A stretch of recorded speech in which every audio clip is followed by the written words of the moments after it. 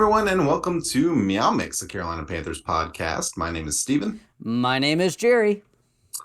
And today we are going to bring you up to date on the free agency moves that the Panthers have made since last time we spoke, in which I think the biggest signing was probably Miles Sanders. So go listen to that one if you haven't already. And then we'll kind of talk about what the Panthers need to do over the next couple of days, or a couple of weeks, whatever. Because there's still some holes to fill. Oh, definitely. I mean, this team was 7-10. There is plenty of holes that this team has. Yes. But let's kick it off with the biggest name here. I mean, Adam Thielen signed. Yeah, they filled a major hole with Adam Thielen. Kind of a big deal, more expensive than I kind of thought, but not, insane. No, it's 3 years, $25 million, $14 million guaranteed. So essentially, it's a 2-year deal. My assumption is he came here because the deal was bigger than what he probably was getting offered other places.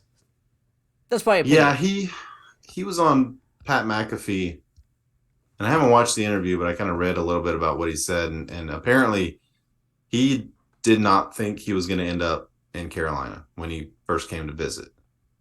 So something changed his mind. I know that when he spoke with Fitterer, that's probably a bit of it for sure, the money. But when he spoke to Fitterer, he just liked what his role was going to be with the team. And then I'm sure they ponied up because I don't know that he was getting that deal anywhere else. No. And Frank Reich has come out and said that, he hasn't lost a step. He can play the outside, the inside. Yeah, Steven's grimacing right there, and I agree. Yeah. But I'm just saying what Frank Reich said. I'm fine with this just because adding that veteran leadership to this young receiving core, to a young quarterback that will probably be starting, that way he can help work out. I mean, Andy Dalton's here for the same reason. Really, having that veteran leadership at those core positions, the backup quarterback and the wide receiver, one at this point, are going to be most important to his growth, right? The rookie quarterback's growth. And both of these guys are veterans. They've been around the league. They've been in big games. They've won. Andy Dalton, he's won a lot of football games. Like, he hasn't been bad. So he's going to be able to kind of show Bryce Young, C.J. Stroud, Anthony Richardson, whoever it is, the ropes and kind of how to be a professional. And that's vastly underrated, I think. Yeah. And one thing you just said, that Adam Thielen would be our number one, I'm not sure he will be. I think it's going to be more of a committee, but I think they'll probably bring someone else in. Or I also think Adam Thielen will be a great number 2, number 3 guy that kind of goes underneath right now in this part of his career. I think he would be good for that type of good route running, underneath type of stuff. Yes, you could maybe get him deep occasionally, but I don't think that's where he's really going to get paid for. Yeah, no, I agree. His long catch last year was 36 yards, so he's not a burner anymore. I don't know if he was ever really a burner, but he had more speed than he has now. I'm just saying right now, as the roster is currently constructed, I think he's wide receiver 1 right now. Like, when you look at the depth chart, I think he's wide receiver 1 right now. Yeah. Will they bring someone else in? Could they bring a DJ Chark in? Yes, and I hope they do. Yeah, because I agree with you. I think Adam Thielen as your number 2, or even say Terrace Marshall takes a jump and Adam Thielen is your number 3, that's great. Yeah, right? Or Chenault. One of those two we need really kind of to make a jump. Somebody needs to take a jump, yeah. But as constructed right now, I think it's Adam Thielen as your 1 with this roster. I mean, you're not putting Terrace Marshall as your 1 unless he just looks amazing in preseason and camp and, and does take the lead. Or the simple fact that his size and speed you put at the number 1 position, he may not be the best receiver, but he would be out there as the number 1, if that makes any sense. there's still a lot to figure out Yeah. Oh yeah. with this roster. We're in March and April's the draft, so there's a lot. But yes, I agree, and there's still some quality good receivers out there. I mean, DJ Oh yeah. Shark supposedly the Panthers have been trying to negotiate with for a week now. It seems like since Thielen has been signed. Um, Do you think the McCall Thielen deal hurts their negotiations with Shark? Because probably he's probably not going to want to take less than Adam Thielen, for a younger given younger, receiver. faster, more injured. Mm-hmm. So I think if you do that with Shark, I think you could give Shark the type of contract that he could make more money if he hits those incentives, right? But what no agent is gonna love that. And here's another thing I was thinking is the wide receiver, free agency is not really getting a lot of love this year. Like Yeah. some of the topper names have not gone up. Top names, McCall Hardman, DJ Shark, Adam Thielen just went. But Odell Beckham. yeah, I do not want Odell with a rookie quarterback at all. Yeah. Agreed. But yes, those guys aren't really going. So my thought is maybe Fitterer is just sitting here saying, you know what? I'm not gonna bite and send you this much money. You're too injury prone. You haven't proven it. You want to take a 1-2 year prove it deal? Sure, we could do that, but it's not going to be a Mhm. lot. And then maybe he's just waiting them out. Yeah, he's either waiting them out or he's waiting for a better offer or he's Mm-hmm. negotiating with multiple teams. I mean, something's going on, but Fitterer did say that they were working on it. He had a press conference yesterday, said that they're still trying to get him in here. So that'd be great, Yeah, honestly. I mean, again, he is injury prone. He has been injured quite a bit in his career so far, but when healthy, he's he's right up there. yeah. With the top 10 talent in the league when healthy. I think. I wouldn't say top 10, but I think he could be a good number one if fully Maybe, healthy. yeah. Do you think fully healthy is he on par with DJ Moore? No, I think he See, I think maybe he possibly is. could, but I think he is when healthy, but but that's the he's just problem. not healthy enough. He's never healthy. That's the problem. Hang on, I'm gonna look up his stats real quick. So he's never played 16 games in a season. Nope.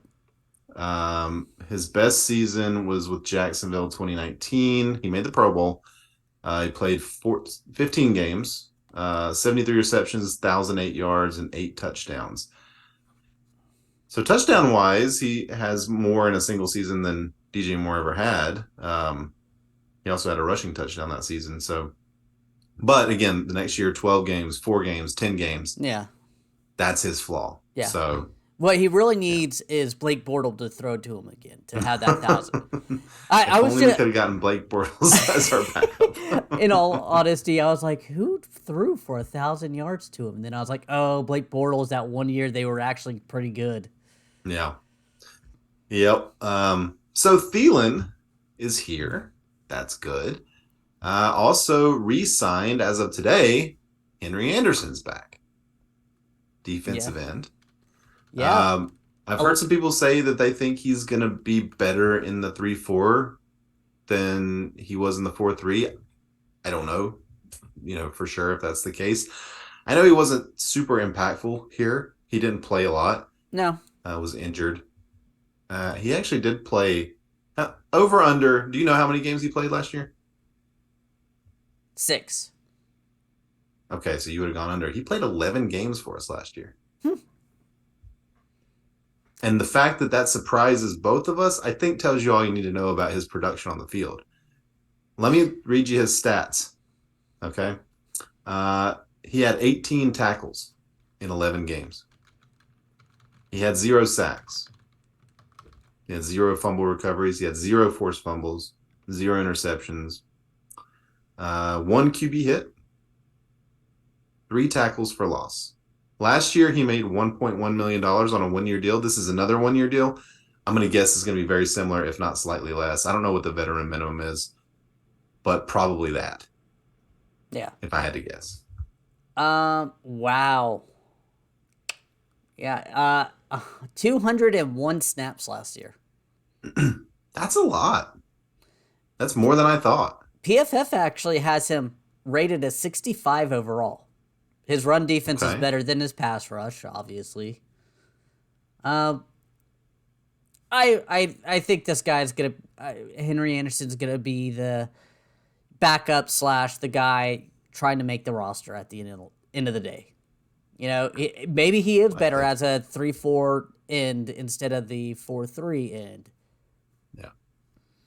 I mean, he's, what, 6'6", 300, so he's a big dude. Yeah. Space eater. That's why he's good in run defense. But you can always use a good run defender. hmm So for a guy that's probably only going to be out there a handful of snaps a game, you could do worse. Yeah, and again, we don't know the specifics of the contract, but I'm assuming it's not much. Yeah, I can't imagine it's more than what he got last year. No, me Can't neither. imagine. All right, we got one more, Jerry. Yes, Justin McCray, offensive lineman. I say offensive lineman as he plays both guard and tackle, one of the swing Mm, guys. He's been with James Campen multiple times before. He's 30 years old. Bring him on. Depth, good job. I mean that's my opinion. It's probably not an expensive contract. You need depth on the offensive line. Campen's familiar with him.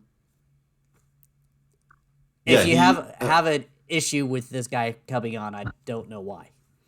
again, it's I don't know the numbers. Do you have the numbers No, I for looked for him? him. I couldn't find him. Okay.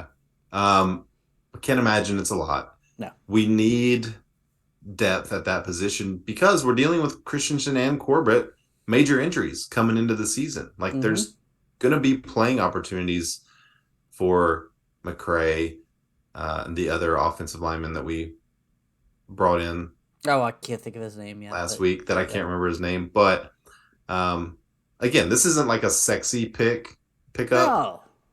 but it's probably important in its own way. I mean, it's not a bad pickup at all. Again, he's familiar with camping. He's probably going to be able to. He's versatile, Mm-hmm.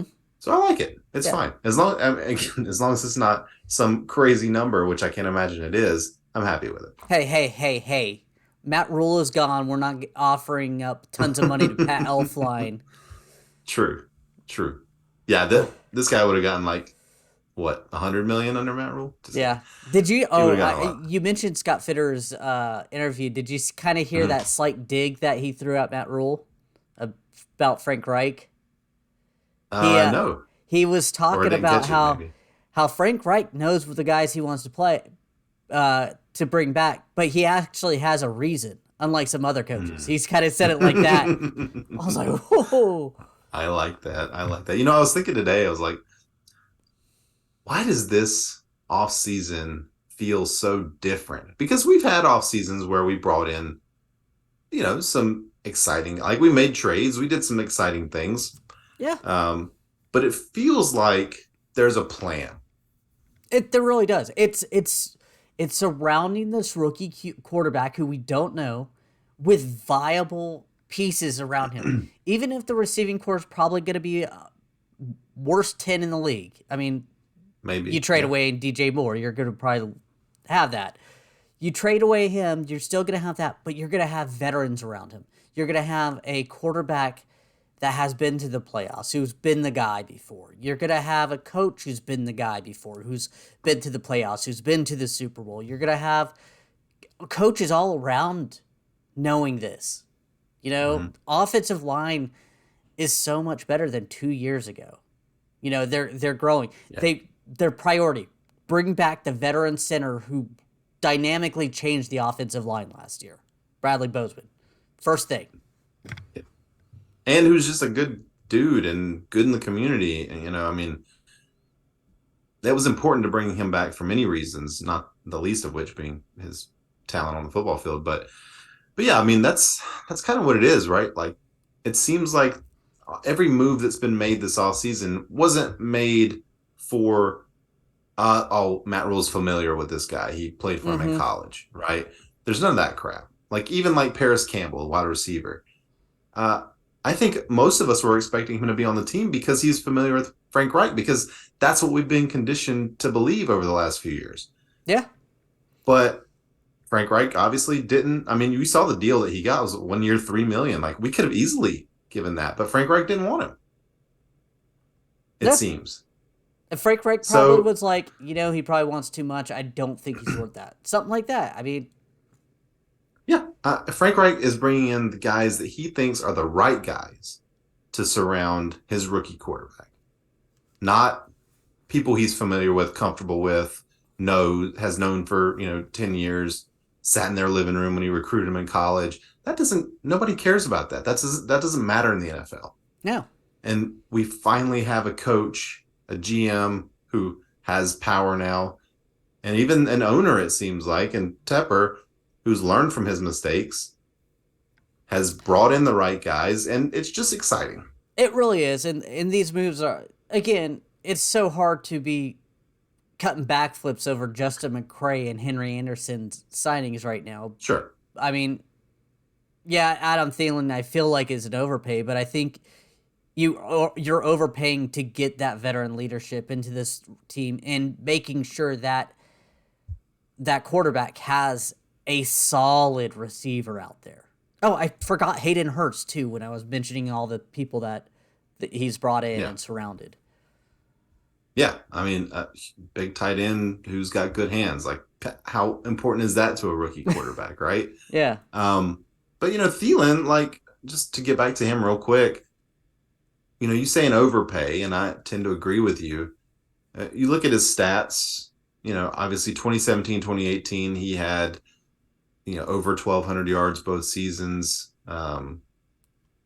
15 or so touchdowns between the two seasons. Since then, not as good, 418 yards in an injury-filled 2019, 925 yards in 2020, 14 touchdowns, though. 2021, 726 with 10 touchdowns, and then last year, 716 with 6 touchdowns. You're not going to get the 1,300 yard, 9 touchdown guy anymore.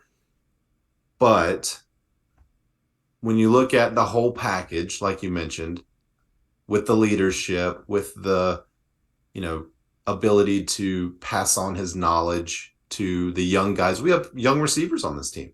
Chenault, Absolutely. TMJ, Shi Smith, they're all young. Two, And they 3 years in the all, league. I mean, DJ Moore was young. Like, Mm-hmm. DJ Moore's not a veteran. He's a veteran, but he's not a guy that has gravitas in the locker room like Adam Thielen probably will, because he's in his 30s, which is old to these guys, right? See, I don't know if I think DJ Moore had a little bit more gravitas than you think. Just the way he carried himself, it was always so professional and so. True, 100%. But I don't know, was he a vocal leader? I don't know. I think Adam Thielen is. Okay. I don't know that about Adam Thielen, but I could see that, and I could see where you're saying DJ Moore may have not been the vocal leader. Yeah. And again, in terms of being an example, like lead by example type of guy, DJ Moore, way up there, right? Oh, Just yeah. consummate professional. We've talked about it 1,000 times. I just don't know if he was like the leader in the locker room type of guy. I just don't know. I haven't read anything that makes me think he was. I don't think he was. He certainly wasn't a bad locker room guy. But I think Adam Thielen's a little more vocal in the locker room, a little more, bringing guys together for off-season workouts, stuff like that. Again, maybe DJ Moore did that, and I just don't know. But either way, I'm happy to have Thielen here.